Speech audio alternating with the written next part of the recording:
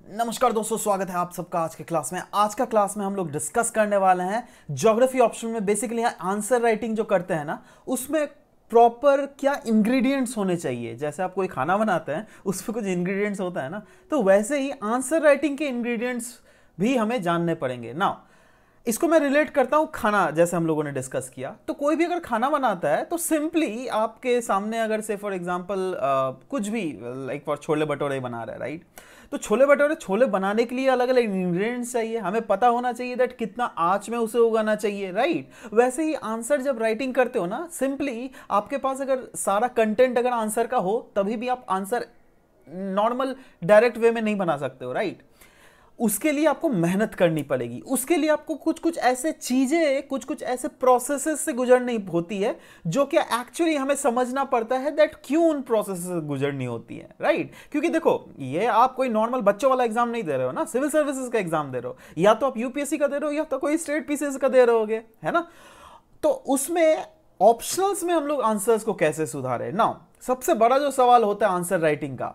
आप अगर initial phases में कहीं पर से फॉर एग्जांपल आप दिल्ली से प्रिपेयर किए हो, बैंगलोर से प्रिपेयर किए हो, कहीं से भी आप गए होंगे, राइट। आपने एक चीज जरूर सुना होगा दैट भैया आंसर राइटिंग जो है की है, मतलब सिविल सर्विसेज में सिलेक्शन होने का। ऑफ कोर्स की है, कौन मना कर रहा है भैया। बट इनिशियल फेजेस में अगर आप ऑप्शनल्स के जो ये कोचिंग सेंटर सब खुले हुए हैं ना, वो लोग आपको बोलेंगे भैया आंसर लिखोगे तो क्लासिक आंसर लिखना पड़ेगा। अच्छा देखो, ये सब बोलना ही पड़ेगा उन लोगों को, क्योंकि उन लोग अगर आपको नहीं डराएंगे ना तो उन लोग का बिजनेस नहीं आएगा। ऑलराइट, आप उनको पैसे दोगे, वो लोग डराएंगे आपको, तभी ना आप उनको पैसे दोगे, तभी ना उनका भी बिजनेस बढ़ेगा। ठीक है, वो भी एक तरीके से सही है, ठीक है। बट एक चीज सवाल होता है, ये क्लासिक आंसर है तो है क्या भैया, क्लासिक आंसर का डेफिनेशन क्या है, वही चीज आज मैं आपको फ्रीली समझाने वाला हूं। तो आज पूरा जोश के साथ फुल पावर पैक क्लासेस होने वाला है। और शुरुआत करने से पहले दोस्तों, let me remind you that हम लोगों ने ऑलरेडी ज्योग्राफी ऑप्शनल्स में क्लासेस स्टार्ट की हुई हैं। ऑनलाइन बैचेस अगर आपको स्टार्ट करनी है तो नीचे जो board line number clearly flash हो रही है ना, उनको जाइए, वहां पर आप आराम से कंसल्ट भी कर सकते हैं। और क्लियरली अगर फर्दर इंफॉर्मेशन चाहिए, आप स्मार्ट रैंकर्स ऐप को डाउनलोड कीजिए और वहां पे पूरा A to Z आपका ज्योग्राफी ऑप्शनल में English as well as English दोनों में हम लोगों ने कोर्स लॉन्च किए हैं, राइट। सो आप जाइए, डिटेल्स डिस्क्रिप्शन आपको ऐप में ही पूरा मिल जाएगा। एनीवेज, चलिए शुरुआत करते हैं। अभी देखते हैं क्लासिक आंसर किसको कहते हैं, राइट।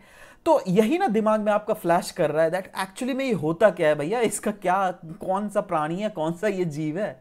चलो ये समझते कौन सा जीव है।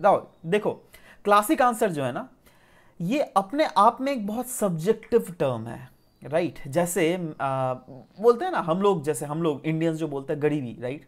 हमारे लिए प्रोबेबली गरीबी का डेफिनेशन अलग है, राइट। वहीं पर यूएसए वालों के लिए जो है इंडिया का गरीबी का टर्म डेफिनेशन है, या फिर यूएसए में यूएसए के लोगों का गरीबी का डेफिनेशन बिल्कुल अलग है, राइट। यहाँ पे गरीबी मतलब अरे भाई मतलब बहुत सारे ऐसे आप देखोगे दैट पहनने के लिए कपड़े नहीं है, खाने के लिए फूड नहीं है, राइट। बट वहाँ की गरीबी वैसे नहीं होती।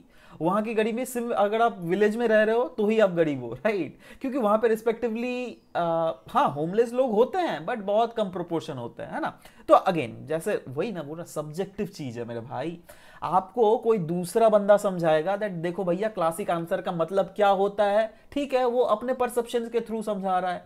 मैं अगर आपको समझाऊंगा दैट क्लासिक आंसर का क्या सब्जेक्टिविटी होती है, इसका मतलब एक्चुअली क्या है, मैं अपने परसेप्शन से समझाऊंगा, ठीक है। जैसे एक छोटा सा एग्जांपल ले रहा हूं, आप लोगों ने सुना होगा ना दैट ऑफ कोर्स कोई भी स्कूल या फिर कोई कॉलेज में आप अपना ही पास्ट को रिकॉल करने की कोशिश करो ना। आप जब छोटे थे, है ना, तो ऐसा हो सकता है दैट या तो आप स्मार्ट बंदे थे, है ना, या तो उतने ज्यादा स्मार्ट नहीं थे, या फिर थोड़े मोड़े डल थे, ठीक है। मतलब इन ब्रॉड कैटेगराइजेशन मैं बोल रहा हूँ, ठीक है। अब इसमें भी बोलोगे तो ऐसे भी होता है, एक बहुत बंदा स्मार्ट होता है, एक दूसरा कैटेगरी का इंसान होता है जो कि इससे थोड़ा स्मार्ट होता है, एक तीसरा कैटेगरी का जो कि उससे भी थोड़ा स्मार्ट होता है, एक चौथा कैटेगरी का जो कि बहुत बड़ा डल होता है, ठीक है। मैं वो नहीं, मैं एक जनरल बात कर रहा हूँ, ठीक है।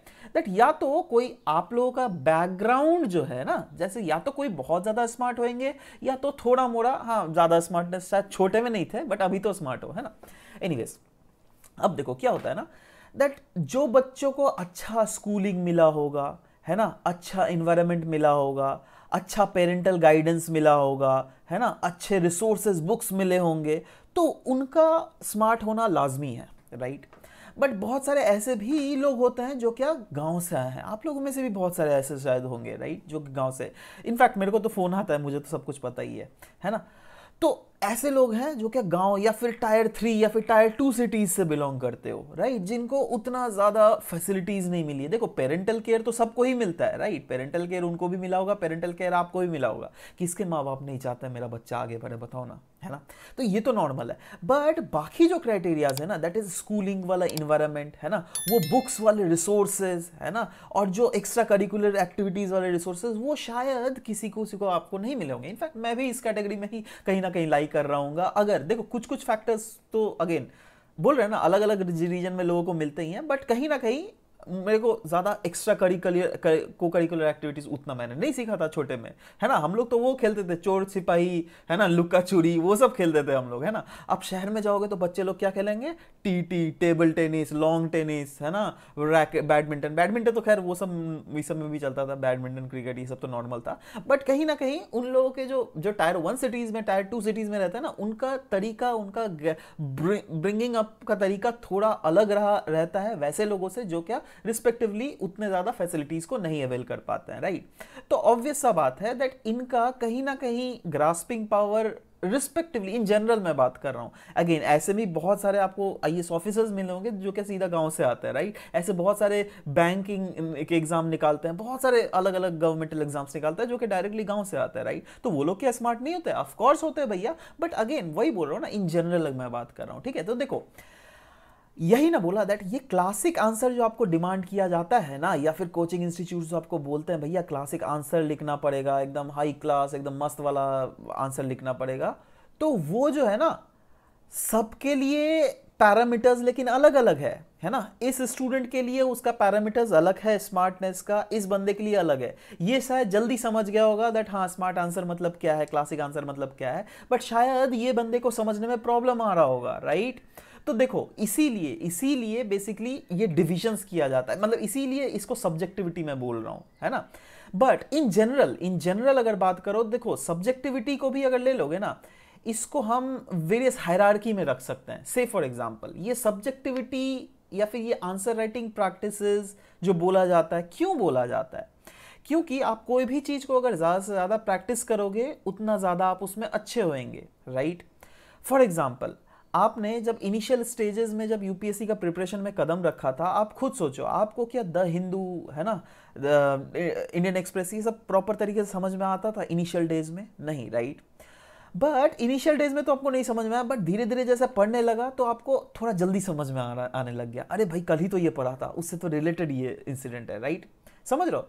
तो ऐसे ही अगर आप पढ़ते जो है फिर एक अलग सा पैराडाइम आपको देखने को मिलेगा अपने आप में ही, जहां पर आपको लगेगा अरे यार अभी तो कुछ ज्यादा मेरे को टाइम ही नहीं लग रहा है ना, आधे घंटे में पूरा हिंदू कवर हो जा रहा है, या फिर मैक्सिमम 1 घंटे में पूरा हिंदू कवर हो जा रहा है, समझ रहे हैं। तो जब आप इस लेवल में आ जा रहे हो, इसका मतलब क्या, आपने प्रैक्टिस किया ना, हर रोज आपने द हिंदू पढ़ा, है ना, हर रोज आपने इंडियन एक्सप्रेस पढ़ा, तब आपका धीरे धीरे लेवल अपग्रेड हुआ, है ना। आपको लगा दैट अरे भैया मैं तो जल्दी जल्दी समझ में आ जा रहा है। बट पहले क्या होता था, अरे भाई हिंदू का एक छोटा सा वर्डिंग को आप डिक्शनरी में देखते होंगे, अरे भाई इसका मतलब क्या है, समझ रहे हो बात। तो यही चीज है, लेवल जैसे जैसे बढ़ा, क्यों? क्योंकि आपने हिंदू को हर रोज प्रैक्टिस किया, उसको हर रोज आपने पढ़ा राइट। तो ऑब्वियसली आपको एक टर्म समय ऐसा लगा जहां पर आपको आधा घंटा या मैक्सिमम 40-45 मिनट ही लग रहा है एक पेपर को कवर करने में, समझ रहे हो बात। वैसे ही आंसर राइटिंग में होता है राइट। आंसर राइटिंग में क्या होता है दैट इनिशियल फेजेस में जो है ना आपको पल्ले नहीं पड़ेगा, आप अगर आंसर लेकर बैठ जाओगे ना, आपको लगेगा क्या बकवास, मतलब आपको तो लगेगा अच्छा आंसर लिखे हो, बट एक्चुअली में वो बकवास आंसर होगा, लिटरली बकवास आंसर होता है राइट।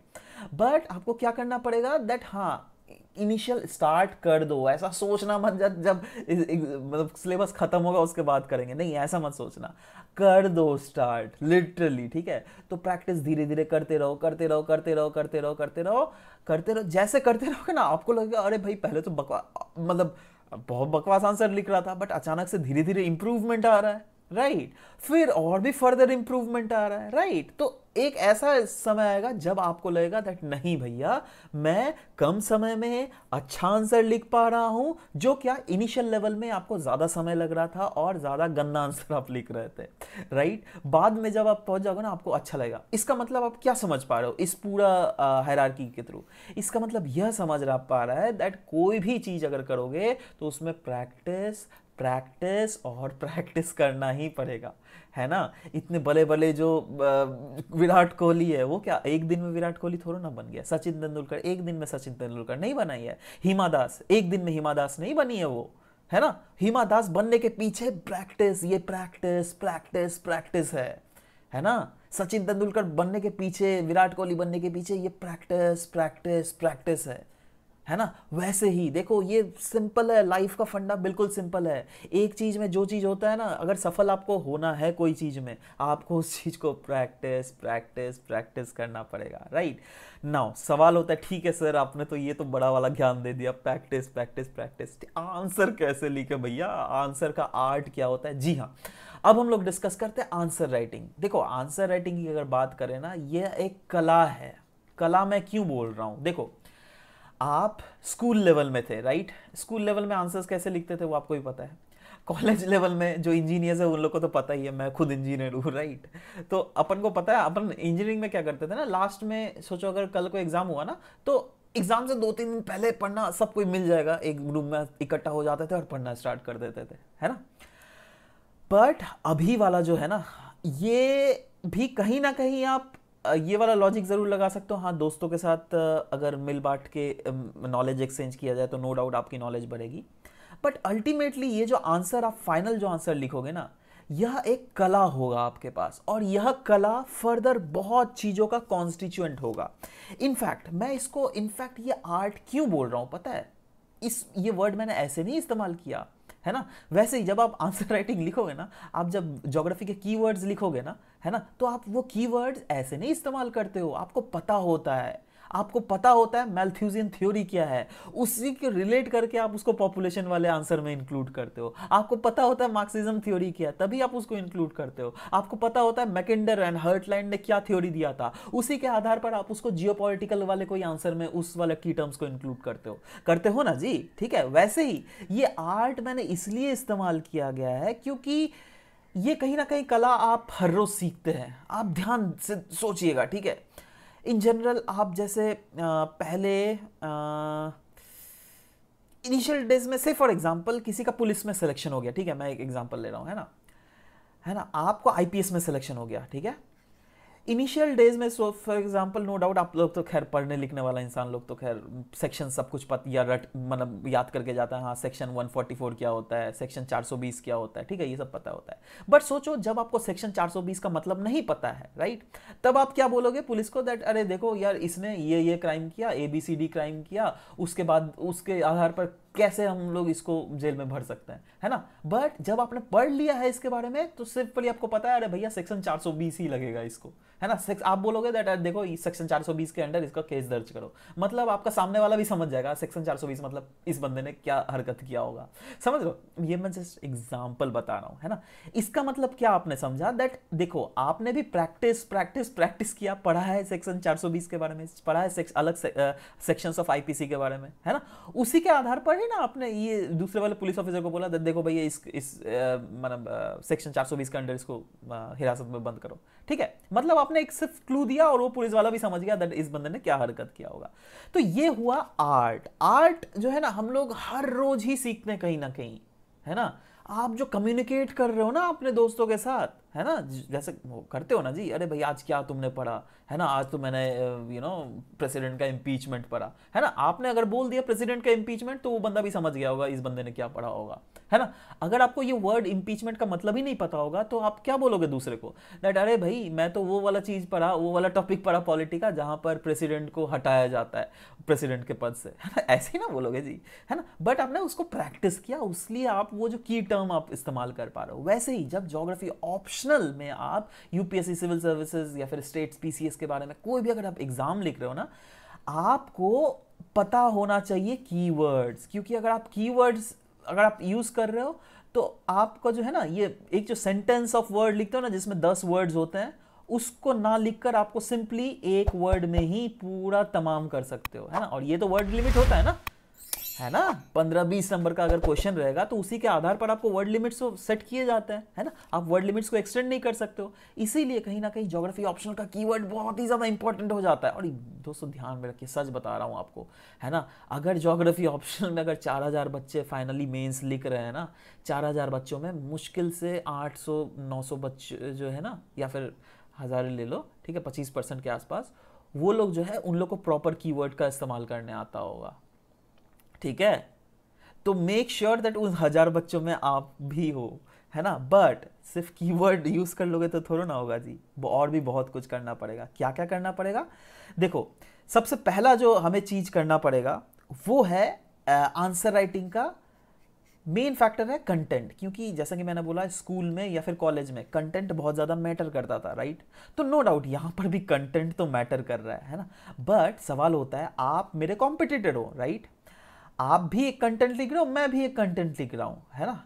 तो दोनों ने तो कंटेंट लिखा, बट होता नहीं है दैट, देखो मार्केट में बिस्किट 10 रुपए का एक ए बिस्किट ब्रांड का भी है, बी बिस्किट का भी ब्रांड है ना। बट आप दोनों ही ट्राई करोगे, ए भी ट्राई करोगे, बी भी ट्राई करोगे, बट अल्टीमेटली अगर आपको बी ज्यादा टेस्टी लगने लगा तो आप बी ही ना खाओगे जी ज्यादा, ए को तो आप भूल जाओगे, है ना। वैसे ही आंसर राइटिंग है, मैं बोल रहा हूं ना, ये क्लियरली बिजनेस है काइंड ऑफ, है ना। आंसर राइटिंग में भी जो आप क्लियरली यही देखोगे दैट कौन सा आंसर एग्जामिनर को ज्यादा लुभाता है ना। मतलब कंटेंट तो मैट है ही, बट कंटेंट के साथ साथ प्रेजेंटेशन भी मैटर करेगा भैया, है ना।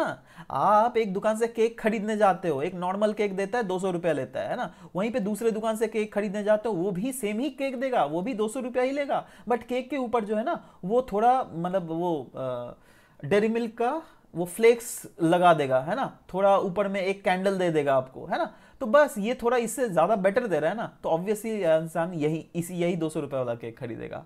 समझ लो बात। तो यही चीज है, प्रेजेंटेशन मैटर करता है भैया। आप ये समझ लो दैट आपका आंसर जो है ना एक केक है ना। आपका कॉम्पिटिटर वो केक को सजा के नहीं दे रहा है, बट आपको उस केक को प्रेजेंटफुली देना है। क्योंकि आप जो यहाँ पे आर्ट, जो आप जो यहाँ पे कम्युनिकेट कर रहे हो ना, आप इन्विजिलेटर के साथ कम्युनिकेट कर रहे हो, ठीक है। और इन्विजिलेटर मतलब सोचो, ये बंदा ऐसा फ्रस्ट्रेटेड बंदा होगा जिसने शायद उस दिन में 15 कॉपी चेक कर लिया होगा, है ना। और 15 कॉपी में इतने सारे आंसर्स, उस चेक वो बेचारा बोर्ड खा गया होगा, ठीक है। 15 कॉपी के बाद अगर आपका कॉपी उसको मिले, वो तो बोर्ड नहीं खाएगा। तो अनटिल एंड अनलेस आपका सजा धजा हुआ कॉपी ना हो, खूबसूरत कॉपी ना हो, अच्छा कंटेंट वाला कॉपी ना हो, तो आपको वो कैसे नंबर देगा मेरे भाई, है ना। तो कहीं ना कहीं ये फैक्टर तो हमें देखना ही है। मतलब इसको मिटा के मैं अच्छे से लिख दे रहा हूं, जो सबसे पहला फैक्टर जो है ना, वो आपको कंटेंट प्लस प्रेजेंटेशन, ठीक है, इस दोनों में आपको ध्यान देना है, ठीक है। दूसरा चीज, आपको माइंड ऑफ एग्जामिनर को रीड करना है। नाउ इसका मतलब क्या है जी, है ना, माइंड ऑफ एग्जामिनर। देखो क्या होता है ना, आपको दो बंदे का माइंड रीड करना है, एक जिसने क्वेश्चन को सेट किया और जो दूसरा जो क्वेश्चन आपका चेक कर रहा है, राइट। क्वेश्चन सेट मतलब देखो, जैसे सबसे पहला 2020 का जो मेंस का पेपर है, उसमें सबसे पहला ज्योग्राफी ऑप्शनल का क्वेश्चन है हैलोवीन स्टॉर्म के बारे में पूछ लिया बंदे ने, है ना। अब भैया हैलोवीन स्टॉर्म क्या होता है, सब कोई बोलेगा अरे भैया हैलोवीन स्टॉर्म क्या होगा सब। और जो देखो जो स्मार्ट होगा वो तो सोचेगा चल सब, वो क्या सोचेगा, वो सोचेगा सबके लिए टफ है ना। वो समझ जाएगा बंदा, क्योंकि अच्छे से शिद्दत से पढ़ा है ना बंदे ने, तो वो समझ जाएगा सबके लिए टफ है, छोड़ो, या तो स्किप करके दूसरा क्वेश्चन में जंप कर जाते हैं, है ना, और आराम से बनाते हैं, है ना। और दूसरा सेट ऑफ इंसान जो क्या डरपोक होगा, है ना, वो क्या होगा, अरे भाई यार ये क्या एग्जाम या क्या क्वेश्चन दे दिया जी, है ना, ये तो हम नहीं पाएंगे, है ना। वो डर जाएगा पहला ही क्वेश्चन में, यार पहला ही क्वेश्चन इतना हार्ड दे दिया, तो आने वाले क्वेश्चन में तो मेरी समझ जाओ क्या हो जाएगा, ठीक है। तो ये है ना। तो यहां पर हमें माइंड ऑफ एग्जामिनर को पढ़ना है ना। सेट जो करने वाला है वो यूजुअली पहला क्वेश्चन टफ क्यों दे रहा है ना। आप पास्ट 3 ईयर से देख लीजिए, है ना। इससे पहले आप देख लोगे, शूडो वोल्केनो के बारे में पूछ लिया था अचानक से, ऐसा कोई क्वेश्चन यूजुअली बच्चे नहीं पढ़ते हैं ना, है ना। बट वही चीज है ना, दैट देखो वो क्वेश्चन सेट करने वाला दिमाग है, दैट बच्चों को डराओ ज्योग्राफी ऑप्शनल में, क्योंकि ज्यादा ज्योग्राफी ऑप्शनल में टफ क्वेश्चन बनाया भी नहीं जा सकता। हाँ, कुछ कुछ क्वेश्चंस होते हैं जो कि काफी ज्यादा इंटीग्रेटेड होते हैं, है ना, जिसमें 2-3 टॉपिक को पढ़ने के बाद ही आप उसको आंसर लिख सकते हो। बट यूजुअली ना क्वेश्चन इजी ही रहता है ना। आपने अगर पढ़ा होगा पास्ट ईयर क्वेश्चन से ही तो उठा के चिपका देते हैं यार ये लोग, है ना। मैं आपको दिखाऊंगा अभी कभी, ठीक है, डोंट वरी, वो जब क्लासेस करेंगे तो ये चीज रहता है ना। क्वेश्चन सेट करने वाले का आपने माइंड पढ़ लिया और आपने समझ गया दैट ये तो हमें बहुत उल्लू बना रहा है भाई, ये तो पहला क्वेश्चन सेट करके हमें सोच रहा है दैट मैं उल्लू, है ना। आप इसको स्किप करके दूसरे क्वेश्चन में जंप कर जाओ, ठीक है। तो आप जब दूसरे क्वेश्चन में आप जंप करोगे, अरे भाई अच्छा हो रहा है जी, है ना। चलो, इनका तो आपने माइंड पढ़ लिया। दूसरा क्या है, जो क्वेश्चन आपको चेक कर रहा है, मतलब ये बहुत बंदा फ्रस्ट्रेटेड होगा, है ना, इसको वही क्वेश्चन लिखा हुआ है, पैराग्राफ वाला आंसर मिल रहा होगा, बट आपको क्या चाहिए, आपको सजा के लिखना है ना। आपको मोनोटोनोसिटी तोड़ना है, क्योंकि देखो क्या होता है ना, दैट लोग कभी कभी बच्चे लिखते हैं, हाँ आंसर लिखते हैं, लिख रहे हैं आंसर लिख रहे हैं, मैक्सिमम यहाँ पर एक डायग्राम दे दिया, ठीक है, 2 डायग्राम दिया, मान रहा हूँ भैया, दूसरा पेज में भी क्या करेगा ना, ये आंसर लिखते रहेगा, दूसरे हाँ पैराग्राफ चेंज कर रहा है, मैं मान रहा हूँ, ठीक है, यहाँ पर भी एक तो डायग्राम चिपका दिया, ठीक है। ये हुआ नॉर्मल बच्चों वाला आंसर, है ना। और एक आंसर होता है जो क्या मेंटोस जिंदगी होता है, मेंटोस खा के जो आंसर्स लिखते हैं, है ना, और वो आशा करता हूं वो आप लोगों को होना चाहिए। अच्छा, मेंटोस मतलब क्या मैं बोलना चाहता हूं, देखो क्या है ना, आप यहां पर भी आंसर लिख रहे हो, है ना, बट आपको पता चल गया दैट अरे भाई मैक्सिमम बंदा जो होगा वो इस टाइप का कुछ फॉर्मेट इस्तेमाल कर रहा होगा, ठीक है। आपको क्या करना है दैट, ठीक है, आपको कुछ एक पैराग्राफ आप यूज कर लो, ठीक है, यहां पे डायग्राम चिपका दो, है ना। दूसरा पैराग्राफ को राइटिंग के बजाय आप उसको फ्लो चार्ट में रख दो, है ना, ऐसे टाइप को फ्लो चार्ट में रख दो, जिससे इसको आप फ्लो चार्ट के थ्रू बोल दे रहे हो, ठीक है। हुआ ना स्मार्टनेस। यहां पर आप डायग्राम यूज करो बट इसी को फ्लो चार्ट में, है ना। अब देखो इस बंदे को क्या हो रहा है, इसको पढ़ना पड़ा, ठीक है, आपका भी पढ़ा, है ना, बट यहां पे तो इसको फ्लो चार्ट बना हुआ मिला, इसको इजी हो गया फ्लो चार्ट, यूजुअली इजी होता है ना, है ना। आप कोशिश करो वैसे कुछ ऐसा एक डायग्राम ही बना दो और उस डायग्राम को ही पॉइंटिंग कर दो दैट हाँ भैया इसमें ये होता है, इसमें ये होता है, ऐसे बहुत सारे डायग्राम्स होते हैं, राइट। समझ लो बात। जैसे जेट स्ट्रीम को ही अगर मुझे लिखना हो तो जेट स्ट्रीम को मैं डायग्राम बना के मैं उसको डिफाइन करना ज्यादा पसंद करूंगा रादर देन राइटिंग अ लंबा वाला आंसर, ठीक है, क्योंकि डायग्राम बना के ऐसा फील हो जाएगा, इस टाइप का मैं मार्किंग कर दूंगा दैट हाँ भैया ये अपर ट्रोपोस्फेरिक जो है विंड है जो क्या कर्ल कर जाता है, ठीक है। तो इसके अलग अलग फैक्टर्स हैं। तो चलो वही चीज बोल रहा हूं ना, ये हुआ मेंटोस वाला जिंदगी, है ना, जहां पर थोड़ी ज्यादा स्मार्टनेस, और आपकी अगर स्मार्टनेस दिखेगी ना वो आपको आंसर्स में रिफ्लेक्ट हो जाएगा, ठीक है। तो कोशिश करना ज्यादा मोनोटोनिसिटी तोड़ने का आंसर को। अच्छा, वो जब सब कुछ सिखाऊंगा कैसे तोड़ते हैं, है ना, क्योंकि देखो अभी तो मैं बोल दे रहा हूँ, ऑफ कोर्स मुझे पता है तो ही ना मैं बोल रहा हूँ। शायद ऐसा भी हो सकता है आपको नहीं पता होता है दैट ये मोनोटोनिसिटी क्या होता है, तब जब आंसर लिखोगे तभी ना जी, ऐसे थोड़ा ना हो जाएगा, ठीक है। तो ये होता है। चलो अब कुछ चलो ये तो हम लोग, मैंने बहुत ज्ञान दे दिया, अब कुछ स्टैंडर्ड्स हम लोग डिस्कस करते हैं। स्टैंडर्ड्स आंसर राइटिंग में, देखो ये यूजुअली जीएस में भी ये स्टैंडर्ड्स लागू होता है, ये ऑप्शंस में भी स्टैंडर्ड्स लागू होता है, बट जीएस में कुछ डिफरेंस है और ऑप्शंस में कुछ डिफरेंस है। जैसे मैं दोनों को एग्जांपल लेकर चलना चाहता हूं, ठीक है। देखो कोई भी आंसर में इंट्रोडक्शन होता है, राइट। कोई भी अगर न्यूज चल रहा है उसका बैकग्राउंड लिख दो, है ना, तो एग्जामिनर सोचेगा अरे भाई ये तो न्यूज़पेपर से भी करंट काफी ज्यादा अपडेटेड है ना।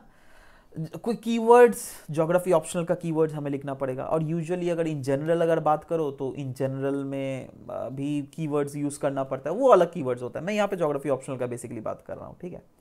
हेडिंग्स, सब हेडिंग्स भी कभी कभी हमें इस्तेमाल करना पड़ता है, कभी कभी पॉइंटर्स इस्तेमाल करना पड़ता है, बट मैं यहाँ पे ये पहले मैं ना ये स्ट्रेस डालता था दैट पॉइंटर्स से आप लोग आंसर्स लिखो, बट अभी जो है ना पैराग्राफ भी इंपॉर्टेंट हो गया है। क्यों भैया? क्योंकि ऐसा बहुत सारे क्वेश्चंस आने लगे हैं जहां पर बोल दिया जाता है दैट, मतलब स्टेटमेंट दे दिया गया, बाद में आपको ऑप्शंस में, जी हाँ ऑप्शंस में बोला जाएगा right an essay on it, है ना। आप ऐसे तो बैठने नहीं लिख रहे हो ना आप, ये तो ऐसे का पेपर तो नहीं है ना। बट यहाँ पे क्योंकि ऐसे अगर स्पेसिफाई किया है तो उस टाइप का आंसर को जो है ना उसमें आपको कुछ पैराग्राफ यूज करने पड़ेंगे, ठीक है। वो एक इंडिकेशन है, स्मार्ट इंडिकेशन है ना, समझ रहे हो बात। अच्छा, एग्जाम्पल्स, अंडरलाइंस, ये सब तो खैर आप लोगों को भी पता है, डायग्राम्स, है ना। और डायग्राम्स भी ऐसे सोचो, अगर कोई डायग्राम बनाया, अगर जेट स्ट्रीम ही हम बना दिए, ठीक है, आपको ना पता है जी जेट स्ट्रीम, आप नीचे में लेबलिंग कर दो, हाँ जेट स्ट्रीम, तो प्रॉपर लेबलिंग, प्रॉपर लिस्टिंग नीचे में कर देना पड़ता है, और इस टाइप से एक बक्सा बना देना, समझ रहे हो बात। और फाइनली कंक्लूजन। नाउ ये कैसे लिखते हैं, इंट्रोडक्शन, बैकग्राउंड, कीवर्ड क्या होता है ना, वो भी अपना तरीके का होता है। देखो जैसे जैसे आपने क्या पढ़ा है दैट, हाँ एक होता है इंट्रो, आपको ये नॉर्मल कोचिंग में बताया जाएगा, ये इंट्रो होता लिखना है, बॉडी लिखना है जी, और कंक्लूजन लिखना है, यही ना लिखना है ना। बट मैंने उसको और भी तोड़ दिया आपके लिए, जिससे देखो यही चीज है, आप अगर कहीं पर भी जा रहे हो ना, तो जैसे कि मैंने बोला, चलो ये सब तो फालतू कुछ ज़्यादा ही हो जाएगा, नहीं तो आप सोचोगे दैट अरे मैं अपना चैनल को प्रमोट कर रहा हूँ, ऐसी बात नहीं है भैया। देखो आप कोई भी वीडियो देख लो, हर एक वीडियो काफ़ी ज़्यादा कंसल्टेटिव, काफ़ी ज़्यादा आपको दिमाग देने वाला, इसीलिए तो मैं बोलता हूँ दैट इस चैनल का अगर आपने एक भी वीडियो देखना छोड़ डाला, कसम से समझ लो आपने बौद्धिक विकास से अपना नाता तोड़ डाला। इसलिए इस चैनल का तो कोई भी वीडियो बिल्कुल ही मत छोड़ना मेरे भाई, ठीक है, क्योंकि हर एक वीडियो में, हर एक जो भी कंटेंट हम लोग टॉपिक डालते हैं, उसमें कुछ ना कुछ आपके सीखने के लिए होता है, और आपके सीखना ही बहुत ज़्यादा इंपॉर्टेंट है भैया, ठीक है। तो इन जनरल देखो, इन जनरल क्या होता है, लोग यही बोलते हैं इंट्रो लिखना पड़ेगा, बॉडी लिखना पड़ेगा, कंक्लूजन लिखना पड़ेगा, ठीक है। अब इंट्रो में भी दो टाइप ऑफ इंट्रो होते हैं, है ना, ये आपने शायद, आप लोग को शायद किसी ने नहीं बोला होगा, है ना। एक इंट्रो होता है स्टैटिक इंट्रो, ठीक है, और एक होता है डायनामिक इंट्रो, ठीक है। अगर आपको प्लेट टेक्टोनिक्स के बारे में पूछे, है ना, प्लेट टेक्टोनिक्स में तो क्या डायनामिसिटी ज्यादा होता है जी, उसमें कुछ न्यूज, कहाँ ज्यादा न्यूज आता है, उसमें कुछ आता है, कुछ नहीं ना, है ना। तो आप उसमें स्टैटिक ही इंट्रोडक्शन दे सकते हो, मतलब जो आपने ज्यादा प्लेट टेक्टोनिक्स के बारे, थ्योरी के बारे में थोड़ा डिफाइन कर दोगे, है ना। बट वहीं पर अगर आपका क्वेश्चन आ गया पॉवर्टी रिलेटेड, तो आप यहां पर डायनामिक फैक्टर्स इंक्लूड कर सकते हो, समझ रहे हो बात, क्यों, क्योंकि पॉवर्टी के डेटाज, है ना, पॉवर्टी किस किस फैक्टर के ऊपर डिपेंड करता है, उसमें आप बहुत सारे न्यूज देखते होंगे, राइट। तो कोई ना कोई ऐसा डायनामिक पॉइंट जो कि आपने न्यूज बैकग्राउंड में देखा होगा, उस चीज को इसमें इंक्लूड कर सकते हो, ठीक है। इसीलिए मैं बोल रहा हूं दैट ये जो ज्योग्राफी ऑप्शनल का जो आंसर होता है, इसमें ये चीजें होती हैं जो कि हमें समझने की जरूरत है, ठीक है। तो ये आपने समझ लिया दैट एक में इसमें स्टैटिक भी होता है, और इसमें हम डायनामिक चीजें भी इस्तेमाल करते हैं, क्लियर है। अच्छा, न्यूज बैकग्राउंड तो हमने बता दिया कैसे करते हैं। अब आ जाते हैं keywords. Keywords in the sense, जैसे आप अगर कोई भी लिख रहे हो तो आंसर ही लिख रहे हो, राइट, ऑफ कोर्स। तो आंसर में आप सिंपली नॉर्मल, जैसे पॉपुलेशन के ही बारे में आंसर लिख रहे हो, राइट।